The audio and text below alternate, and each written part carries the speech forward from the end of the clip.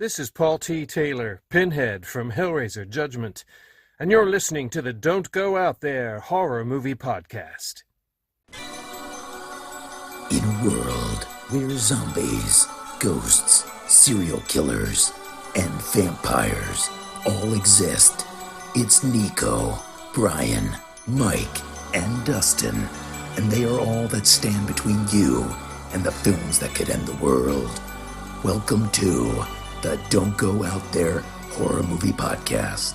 Welcome back, everybody, to the Don't Go Out There Horror Movie Podcast. Just want to thank all of our fans and listeners. Really appreciate the support. You guys are awesome. Before we get into tonight's film review, just want to give a quick shout out to our website, don'tgoouthere.com. Everything about our podcast is on the website. All of our episodes and interviews, if you want to check those out. We've done some incredible interviews in the past. Go check them out there in a specific tab by themselves so you don't have to scroll through hundreds of episodes on Apple or Spotify, etc. We also have our store if you want to grab a shirt, a mouse pad, a hat, all that good stuff. We'd love to see your pictures, rep your favorite podcast. And Shan's Etsy page is also attached if you want to grab a tumbler. All of our social media links are on there as well. Facebook, Twitter, Instagram, YouTube, TikTok. Like us, subscribe us, follow us, all that good stuff. And the last thing I want to shout out on our website is our Patreon. We call it Blood Donors. We have the traditional monthly reoccurring kind. If you want to support us, help us pay the bills, as we say. Or if there's a movie you want us to review, that option is available as well. Just check out our website, don'tgoouthere.com. Also, if you haven't noticed, we've recently joined the Believe Network. So there's some ads on our program now. But if you want ad-free content, go check us out on Blood Donors. The ad-free episodes will be available there. We appreciate your support. We hope you enjoy the episode. All right, guys, coming to the film review. We are taking on Dustin's fan-voted film review this week. Dustin, you want to announce your pick, and you can announce like all the four nominees and what we ended up with. Yeah, so back in December, or I guess November, I was trying to decide what to pick for December. It was between The Lodge or The Black Coat's Daughter, and then I realized that The Black Coat's Daughter's original title was February, so I was like, oh, perfect, I'll just pick it in February. But then we decided we were going to do polls. So that was one of the options. The Black Coat's Daughter, shout out A24. And I tried to rig it. I voted on Instagram for my own movie, for my own poll. I voted on Twitter, my own poll. I still didn't win. That was one of the options. Malevolent was one of the options because it's a friend of the show, Scott Chambers. That's the real reason. No other reason. Yeah. Okay, it's because Florence Pugh. That's the only reason I wanted to watch that movie. But shout out to Scott. Big fan of Scott. And then what was my other movie besides this one? A Ghost Story. Oh, A Ghost Story. Another shout out A24. That's a movie that I've wanted to pick, just haven't really had a reason to. It's definitely more of an emotional movie than it is horror, but I was like, it's listed as horror, so let's do it. And then the one that ended up winning was Hellraiser, the 2022, remake or reboot. And I put this on the poll simply to make Nico watch it, because I've been trying to get him to watch it for going on 4 years now. And he has such a disdain for the franchise that he basically refused. So I'm glad that the fans finally let their voices be heard and made him watch this movie. I remember when it came out in 2022, I'm a fan of the first two movies in the franchise. I think the original Hellraiser and Hellraiser 2, they're good. I know we differ on that, Nico, but they're clearly popular among more people than just me. I think those are good. I don't hate the first one. Fair. And then there's a lot of bad movies that follow it. I can't remember how many, but we did. We included all the rest of them, but I can't remember how many total. We did them in 31 on 31 one year. But they're bad. This one, I was like, okay, we'll give it a shot. I didn't have expectations because, number one, straight to Hulu movie. That's not inspiring. It's like, dang, this movie's not even good enough to be straight to Netflix. It's Hulu.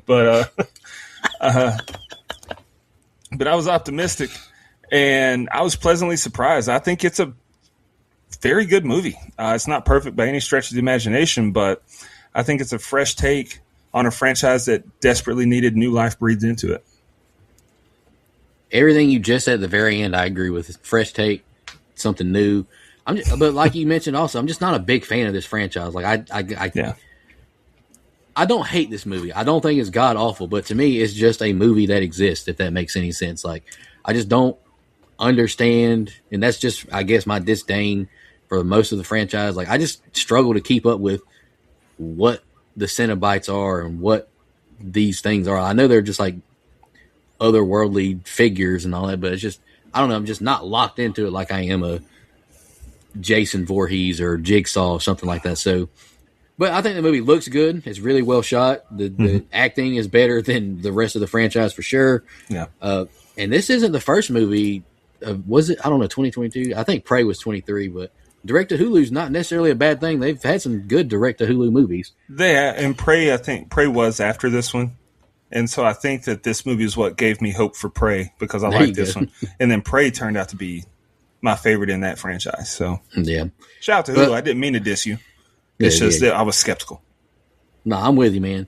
I think the movie is just a movie that exists. Like, I don't think it's awful by any means. I think, I know I wrote this in my notes, but Dustin's going to get mad, but 2-hour runtime, this movie did not need to be this long. Like, it just didn't need to be this long. There's just some scenes that just drag on and on to me. Like, speed this up. Like, we're just walking through this house. Like, come on. Like, let's pick the pace up. Good kills, good gore, all that. The acting, like I mentioned, is good. Odessa, I think she's really good. I think she's on her path to, that superstardom, perhaps. Like, she's really good. She's been in a lot of big movies. Shout out to Marty Supreme. If you haven't seen that one, that's a really good movie. Yep. But, I think this movie's just okay. It's fine. It exists. So when you mention I'm going to roll my eyes or whatever about the 2 hour, you saying the 2 hour thing, that's not all the way true. There are movies that are 2 hours long that I'm like, this does not need to be 2 hours long. This is one of them. I do think this movie's too long. What I get on you about is you judge a movie that neither of us, oh God, pause, safety. You judge movies that neither of us have even seen, and you're like, oh, 2 hour runtime, I'm out. Nah, you got to be open-minded. I called it, what about the Iron Lung? I called that one, didn't I? The cinema. Garbage. But... But yeah, that movie was just... Midsommar is in my top 4. I think every movie in my top 4 on Letterboxd, except one, are all over 2 hours. Yeah, but you got to give stuff a chance. But what I'm saying is you go into things, you see 2 hours, and it automatically puts a negative, like they're starting behind the 8 ball. Sometimes, yeah. I mean, like Marty Supreme's 2.5 hours. Like, I wasn't dreading that one. Yeah. But one battle after another, you and I were both on that agreement with the substance, though. Like, what the hell is this movie so long for? Yeah. It ended up being great. That ended up, I think that was the movie that changed my opinion, because I used to be that way. But I've watched a lot of movies since then. I'm like, you know what? I've been watching, as you guys know, all those movies I watched last year that were like Oscar winners in the 60s and 50s, and they're like, Gone with the Wind was way too long. I think it was like 4 hours long. And I'm here to say it. Overrated. Not that great. It was good, not that great. So there are some movies that I'm just like, ugh. But I think I've opened my mind to it. No, I'm with you. I just think if a movie's going to be that long, it needs to be justified. But that's, Midsommar, director's cut's 3 hours and 10 out of 10, baby. It's a great film. Yeah. All right, Brian, go ahead with your general thoughts. I actually like this one, if I'm being honest. I mean, I'm not the biggest fan of the Hellraiser franchise. My favorite, as I've established, is the Hellseeker, the meta one. And it's a large gap between any of the others. In fact, I don't recall liking any of the others at all. But this one I actually do like.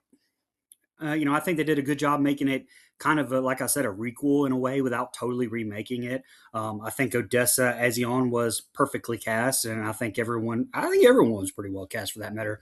Hellraiser, to me, is one of those few, those like 80s horror movies like Friday the 13th that lend themselves pretty well to modernizing, in my opinion. So sorry if that makes you mad.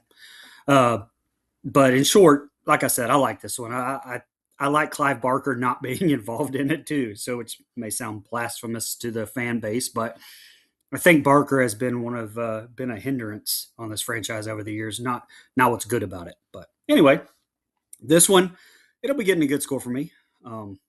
By the way, what do you think, Dustin, about this being on Disney Plus? I'm just kidding. You don't have to answer that. I can tell by your face. That says it all right now. We open up in Serbia, where we see the purchase of a particular puzzle box we all know and love, before we cut to a scene in pure Hellraiser fashion with a satanic, Epstein-like, island-esque lavish orgy at the home of the millionaire socialite, Roland Voigt. We meet Joey, who talks to the Ghislaine Maxwell, Serene at the bar, who we just saw purchase said puzzle box in the cold open. And she invites him to a room at the end of the hall. And he meets up with Mr. Voigt, and you can imagine what happens from here. Joey is prompted into putting the puzzle into a different configuration. Then, bam! Blade pops out, stabs him in the hand. Knowing what is happening, finds Voigt lock the door and watch as a portal opens. Chains fly out, and he gone. 6 years later, we meet Andy Pilonakis over here, Riley McKendry, who is getting her fuck on until the dude hits her with an I love you in the heat of the moment, and that dries her up faster than the Saharan desert. We meet her roommates and estranged brother Matt, his boyfriend Colin, and their other roommate Nora. Shit is awkward. And we jump to later that evening where she gets roped into a gig taking place in an abandoned storage warehouse where they bust open a safe and find inside, you guessed it, caja rompecosas. That's puzzle box in Espanol. Returning home late, Riley gets in a huge fight with her brother who thinks she's relapsed, and that's the end of this set of scenes. Yeah, starting off with a compliment. I love the camera shot going up the building and the aerial of the city. I thought that was a nice way to start it off. And bro just had Brian's pocket change in that bag. That was crazy how much money was in there. Joey done snuck into the wrong damn room. Sex worker getting killed in a horror movie. You hate to see it, but that happens quite a bit. Voight is an evil motherfucker egging Joey on to solve this puzzle box. Soon as a rich guy says he gets the prize for solving it, I'd quit and I'd get out of there. Blade goes straight through his hand. Good night, I know that hurt.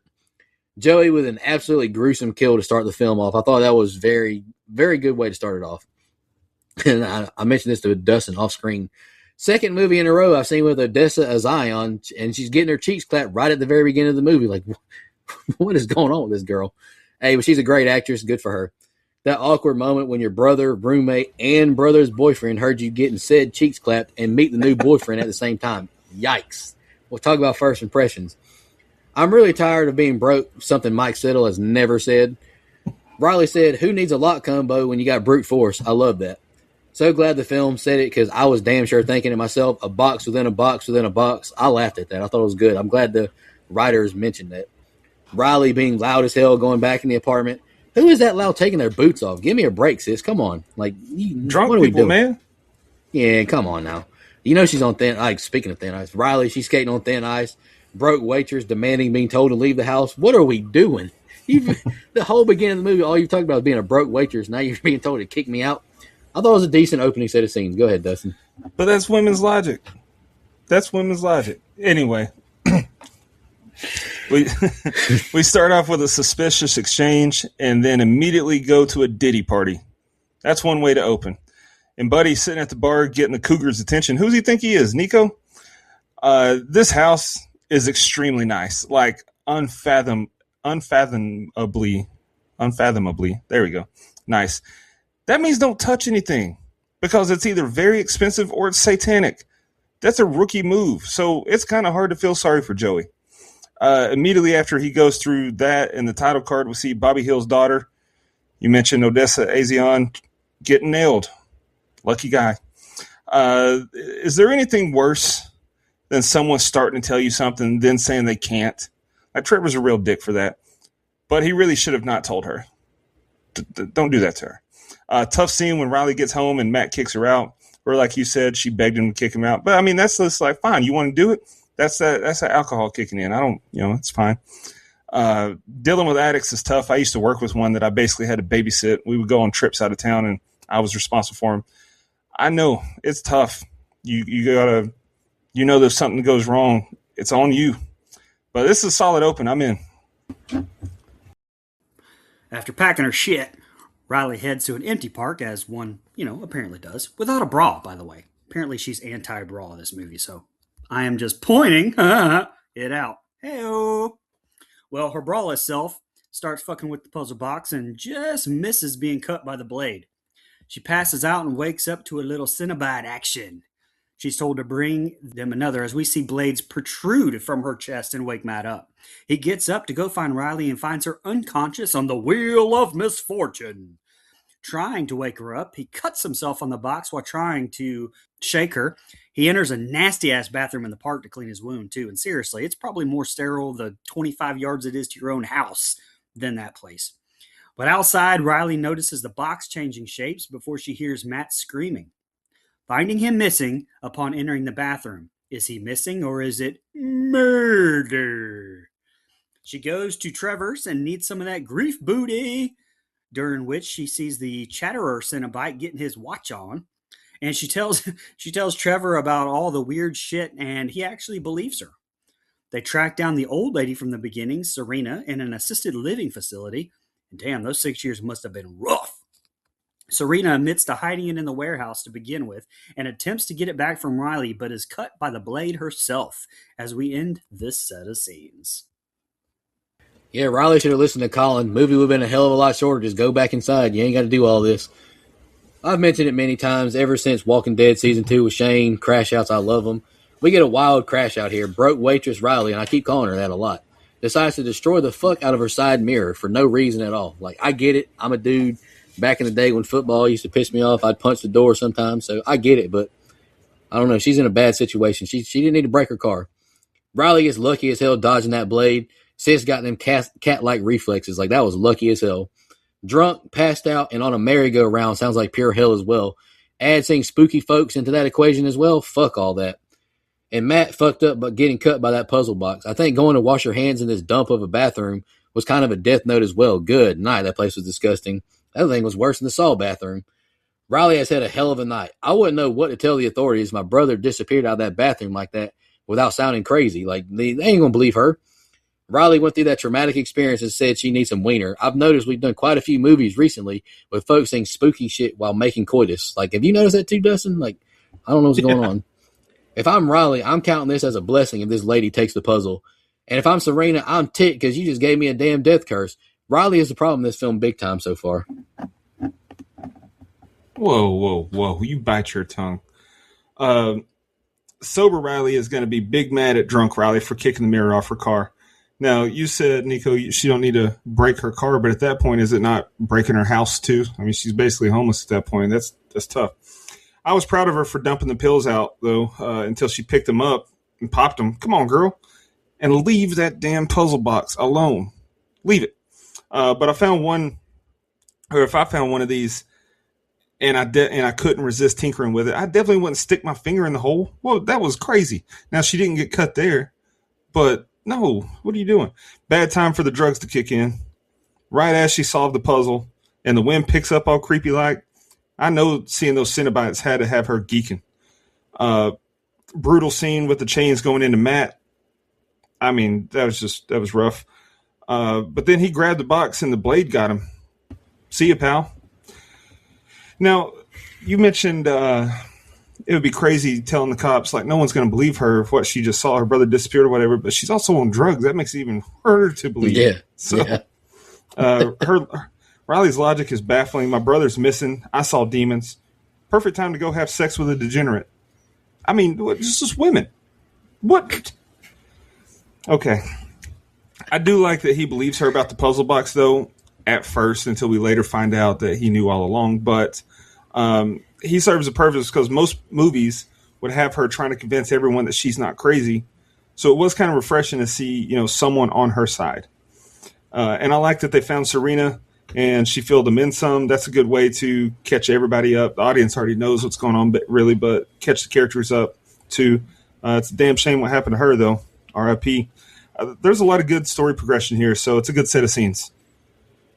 All right, so I don't want to offend any listeners here, or be called immature, I guess. But Dustin, how good do you think that cooch was from Riley when she went over to his house? Like, after what she just went through, broke, crazy experience. Yes, but life changing. Well, hear me out. I don't know what kind of drugs she took. So it could have been like sticking your pecker in a bag of sand. I don't, that happens sometimes with the drugs. It can dry a girl out. So I don't know. Let's move on. What just happened?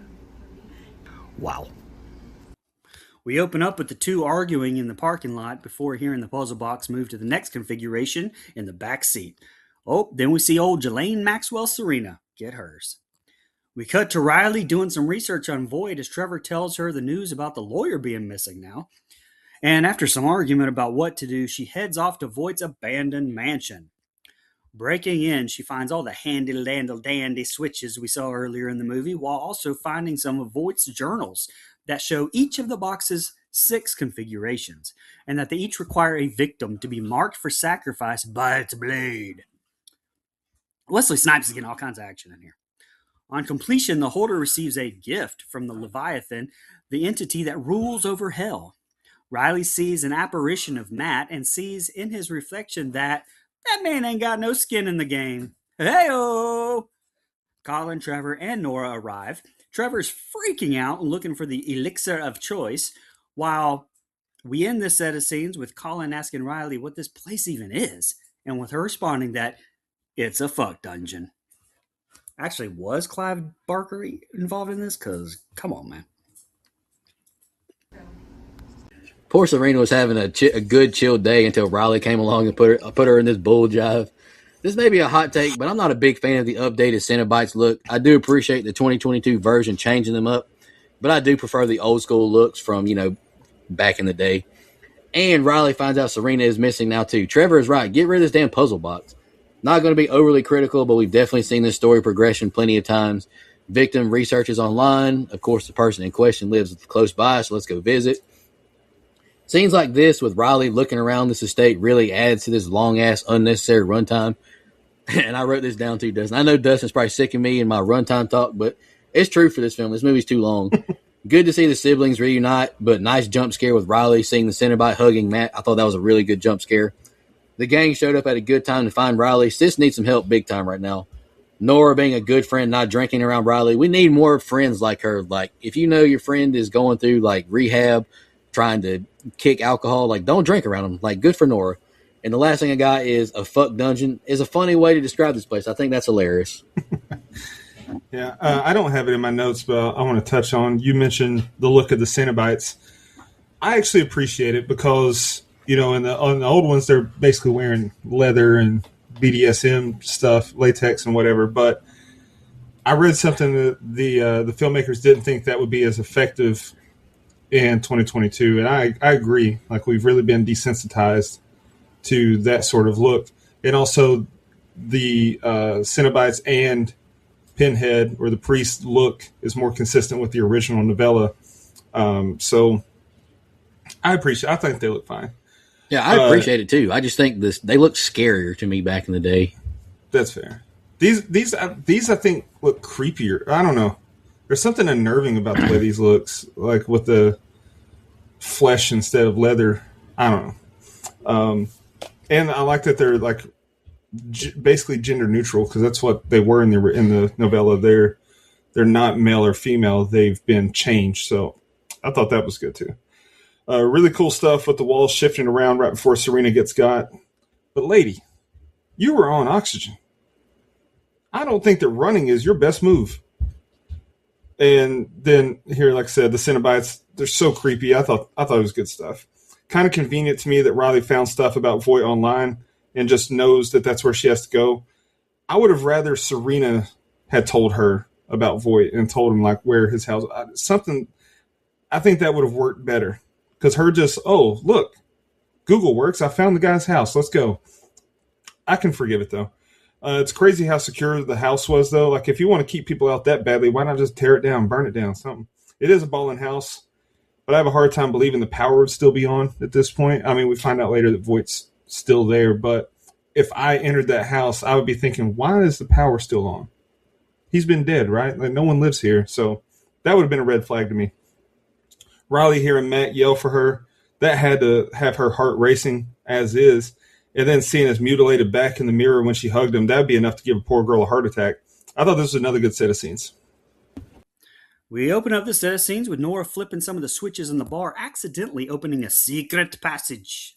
We cut to Riley explaining that this puzzle box could be a way to bring Matt back, as we cut back and see Trevor inadvertently shut that door, trapping Nora inside the passage. And As he attempts to rescue her, a shadowy figure, later we find out is a fucked up Voight, who is concealed inside the walls, stabs her ass with a box. The Scooby Gang leave the haunted mansion to seek help, but it's too late for Nora. Inside her mind, we finally see the new Pinhead, and we see all of the Cenobites fuck her world all up. And this causes the Mystery Machine to drive into a tree as blood pours from Nora in the back seat. Riley sees the Hell Priest and offers her Matt in exchange for 2 sacrifices. She refuses. The priest closes the puzzle box and cuts her ass now, giving her 2 choices to sacrifice herself or 2 more. Just then, Colin and Trevor are witnesses as well as the Chatterer is unleashed on the group. Just as the Tooth Fairy here chomps down on Trevor's hand, Riley solves the config and then stabs the Chatterer, who is ripped apart willingly as the next sacrifice. I said good things about you, Nora. Now you touching too much stuff. No need for all that. Find Riley and get the hell out of this place. Yeah, if I'm Colin, I'm probably thinking Riley is crazy with his book and how to bring Matt back. Like, what are we doing here? But, that's very horror tropey as well, too. Nora running around the walls, all this kind of drags me to bloating a runtime. It is a nice reveal the box was stabbed in her back. Poor Nora going to be a goner now. I did notice in her IMDb she was in the incredible film We Live in Time. Shout out to A24. I know Dustin loves that movie as well. Yeah. Man, talking about a gut punch. Whew. This scene in the van is what I call the convincer. Everyone who thinks Riley is crazy is now learning what's up with this puzzle and all the sights that can be shown. Shout out to the original Hellraiser movie. I feel horrible for Nora. She's getting the shit kicked out of her in this. Holy moly. Nora, there is power in prayer, but I think it's too late now. Maybe not for salvation, but I don't think you're going to get saved from what's happening to you. Jamie Clayton as the priest has a decent look, and she does well, but it's hard to replace Pinhead to me. He's like the one thing that's always decent in those movies from, back in the 80s. Like Doug Bradley is just hard to replace. But Jamie Clayton does do a good job. Getting Pin stabbed through your neck, whew, that was rough to watch. And, of course, the driver fucks up and wrecks. I almost want to justify this one because what Nora just went through would have scared the hell out of me, too, and I might have wrecked as well. Haunting shot of the priest, and I will credit the Chatterer's look. I thought he looked fine. Pretty smart thinking here by Riley to stab the Chatterer with the puzzle blade. Like, that's how you hit the reverse Uno draw 4 on him. Like, that was smart. More intense set of scenes, but, it's just still okay to me. Colin not believing Riley got on my nerves. Like, we've just seen it so often. She has someone in the house who believes her, so why could they together not have convinced Colin? I don't know. It bothered me. We've seen it so many times. And then I've heard of Dick in a box, but I've never heard of the box in a Nora. Her getting stabbed in the back with the box and it sticking to her back, that was crazy. That's one hell of a sinkhole in the driveway, too, and they were leaving.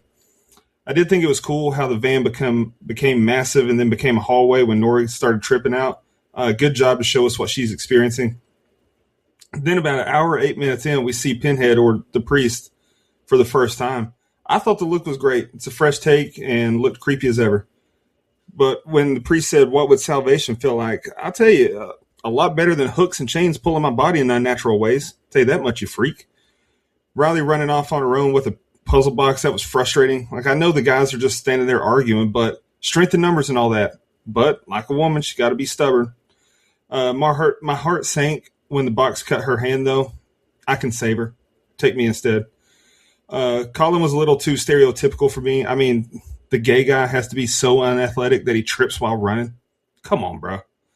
I didn't feel bad for Trevor getting his arm seen a bit, though. Seen a bit. See what I did there? He sucked.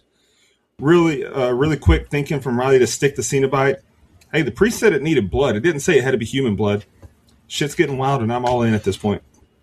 Yeah, that was really smart to stab the Cenobite with the. Like, I'd have started stabbing all of them if I had a chance. Yeah. They run after him full speed. The trio retreats to the mansion, realizing the steel doors will bar the Cenobites from entering. Leaving Trevor to rest, Riley and Colin plan to trap a Cenobite known as the Asphyx. The Asphyx as last sacrifice, but she drops the box. Fucking A. Void appears, picks it up, stabs Colin's ass, revealing that he sought sensation after completing all of the sacrifices, but instead, a contraption was attached to his ass and randomly twists all his nerve endings like a fucking clock. He privately speaks with Trevor, revealing that he employed him to locate suitable humans, then completes the final configuration and traps the Cenobites, demanding they ask Leviathan to free him. While Leviathan appears above the mansion, Riley retrieves the box, unlocks those damn steel doors, and rescues Colin from torture by stabbing Trevor, making him the final sacrifice. Meanwhile, the priest warns Voight that his reward can only be exchanged and not revoked. He accepts her offer of power and is released from his contraption and healed, only for Leviathan to immediately impale his ass with a large chain and lift him away. This is like the genie in fucking Aladdin. Like, you never get what you want, okay? The genie in the bottle, you always get a fucked up thing, you know what I'm saying? When the sacrifice is completed, the Cenobites offer to resurrect Matt. Riley declines, realizing their gifts will bring pain, and decides to accept Matt's death. And the next set of scenes is the ending, and very, very little from me. Yeah, just giving you a heads up, Dustin. I don't have a ton here. I appreciate Riley wanting to keep the others safe and Colin wanting to stay and help her. Like, I think there's good camaraderie amongst the cast. So I will appreciate that. And well, damn, Trevor ain't shit, man. Went heel on us out of nowhere. I thought that was a nice reveal. Not gonna lie, I can't remember the lore of Hellraiser and the Cenobites, but why can't they just take Riley, sling them chains at her, and end all this? Please, no one leave a bad Apple review. I'm just asking a question. I just don't remember. I'm crying at this Cenobite getting stuck in a closing door, goofy ass villain. Like, that was funny to me. And well, and another of Riley's friends is seemingly going to die. Yikes, what a terrible day for this poor girl. Nice reveal that Trevor knew all along, and valid crash out by Riley.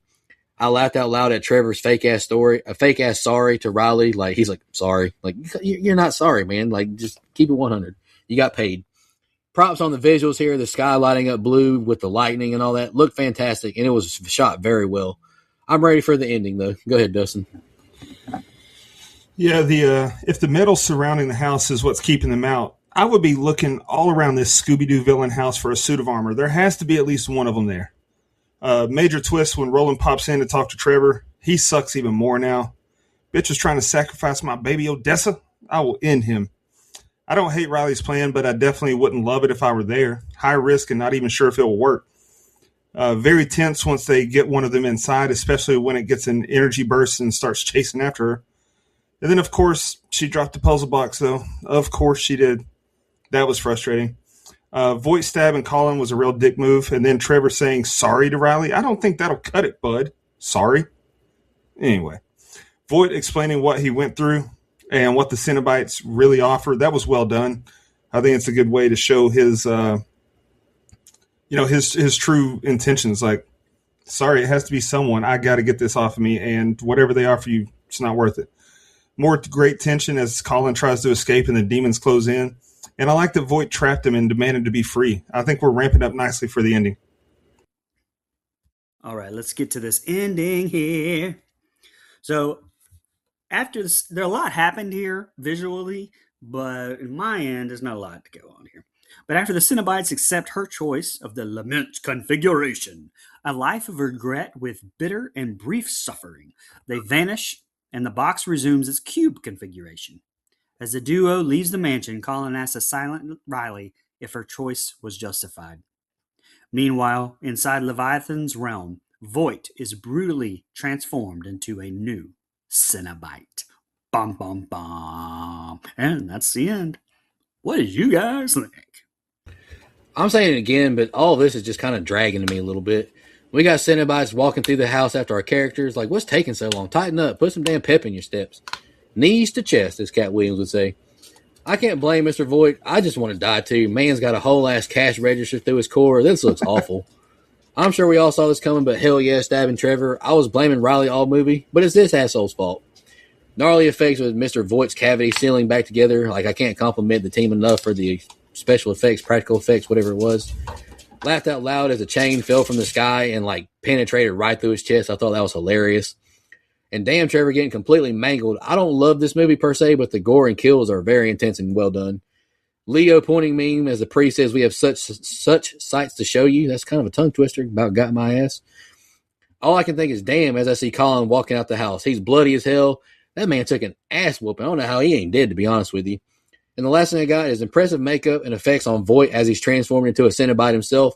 I thought that was really well done. Yeah, I don't have a lot here either, but Riley with a girl boss move, opening the cage. Go girl. F Voight. And then another girl boss move, stabbing Trevor. He deserved every bit of torture that could possibly come his way. Voight exchanging his gift was brutal. I thought it was gnarly effects with his torso wounds and seeing them, pretty cool seeing them heal. All that just to have a bigger hole take its place. That is a tough scene. Smart move by Riley to say no gift. Shout out to Voight for telling her the truth about the gifts. Insane visuals. I didn't really like, I don't know. I don't think I liked the visuals when Voight gets opened up at the end. Like the effects look good. It was just kind of weird. Like he got pulled up into the sky and then we think the movie's over only to flash to him and then the movie's over.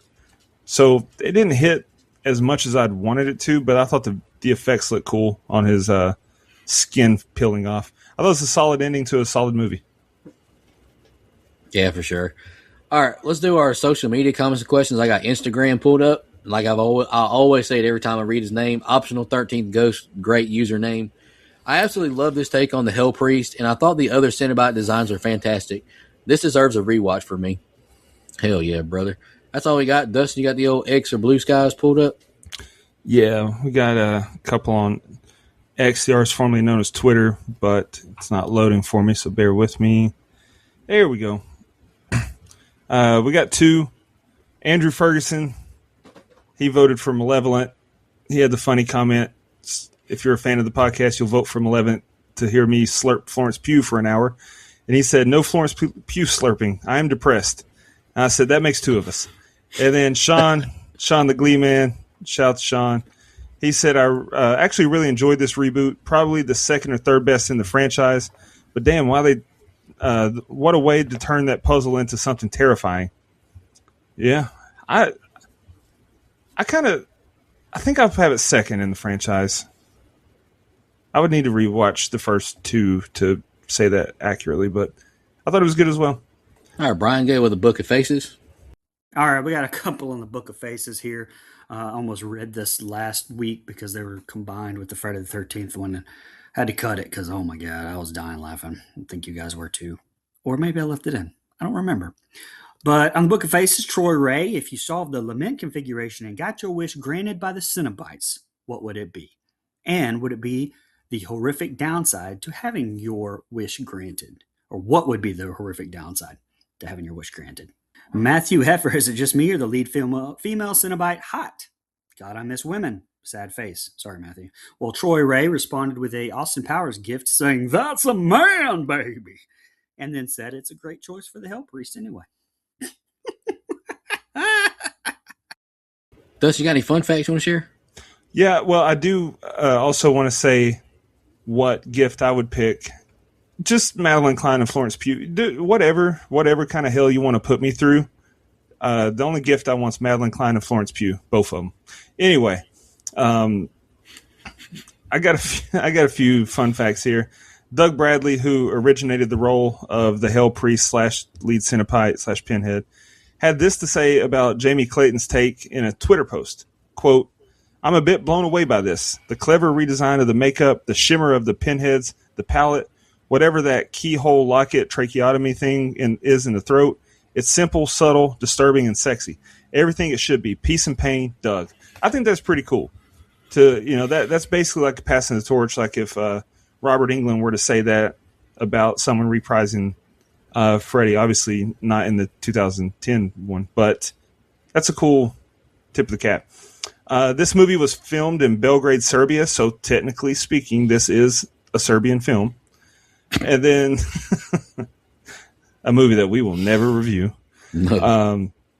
Last one I've got said my baby girl, Odessa Azion, was in The Inhabitant with Dermot Mulroney, who was in the only Scream movie without David Arquette, Scream 6. But that movie did have a shrine to Dewey, and Courtney Cox was in it.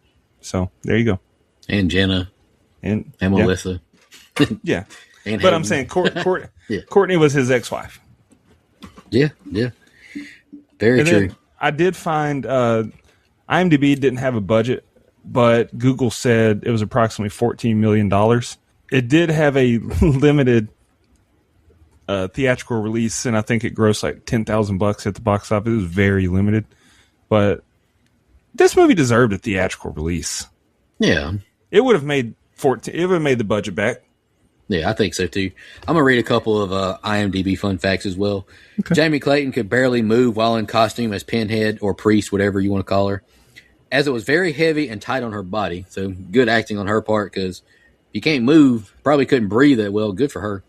It took 4 hours to apply the makeup to all of the actors playing Cenobites and around 45 minutes to an hour to remove it all. Man, I am not jealous of them. Sitting there for 4 hours, that sounds terrible. Dustin, let's jump into the favorite kill, least favorite kill, and the rating. You want to kick us off? Yeah, favorite kill.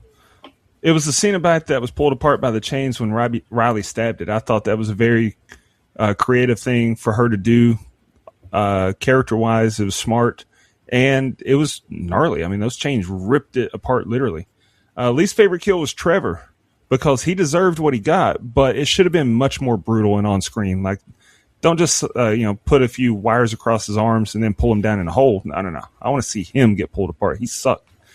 As for my final thoughts on the rating, like I said, for a franchise with way more misses than hits, this is a very solid entry.